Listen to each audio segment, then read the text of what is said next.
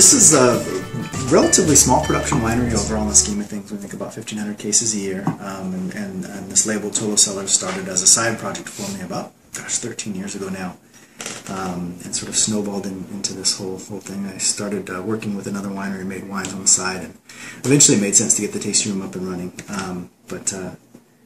Yeah. And again, who did you study under? And I studied with, I worked for Le Cuvier Winery for about 6 years and worked very closely with John Munch over that period of time, and spent a lot of time and asked a lot of questions. He's not only a great winemaker, but a very good teacher. So. What do you think was the most important thing he taught you? Patience.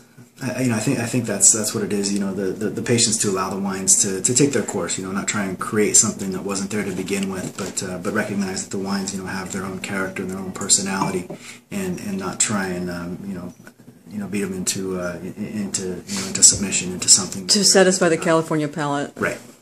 And then again, the natural yeast and the kind of the philosophy in the growing and the making. Yeah, all of the wines are made using a very old world approach to winemaking, a very low-tech approach to winemaking. I don't add any commercial yeast, no commercial and no starters, no new barrels. The wines are allowed to age for a very, very long time. 3 to 4 years is pretty typical.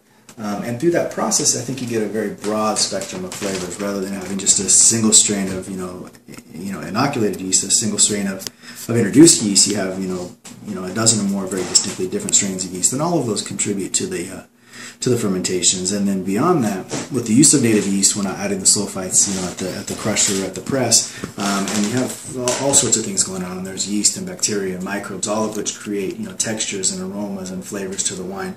So I think on our scale we're able to get away with this, but you end up with wines that have a very broad spectrum of flavors, lots of depth. And it's wine made to sell and drink right away, then be part of your life and expand as you open the bottle. Right, absolutely, absolutely. Diane and I have something in common with flowery language. The tasting notes are incredible. Again, that's Diane Duffy, who writes some amazing tasting notes. I'll speak about that later. And really great wine. Thank you.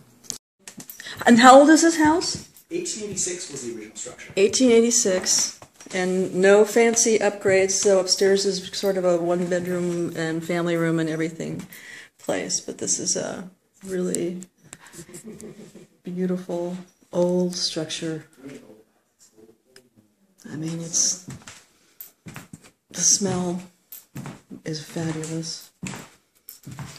So Tolo, do come to Paso Robles. This is one of the wineries you need to come to. This is definitely amazing. The doors open nicely, and nothing fancy. It's just really, really great wine. I'm telling you, crazy good wine. This is my #1 recommendation, I think, guys. Welcome to Tolo Cellars. 2006 Reserve Syrah by Diane Duffy. So there you are, minding your own business and chewing on a rope of licorice. Red or black, take your pick.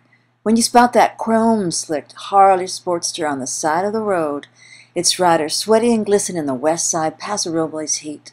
Your brain says, whoa, but your palate says, yes.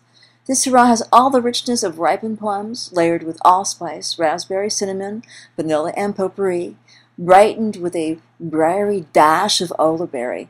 Racy yet slick and smooth, it beckons you to hop on the back of that bike and take a ride on the wild side. I have the perfect cats, actually. They're super predators. They're great with the gophers and they bring you lots of presents. Little furry critters. Yep. Oh. But they're very sweet, very affectionate. They're kind of the best of both worlds.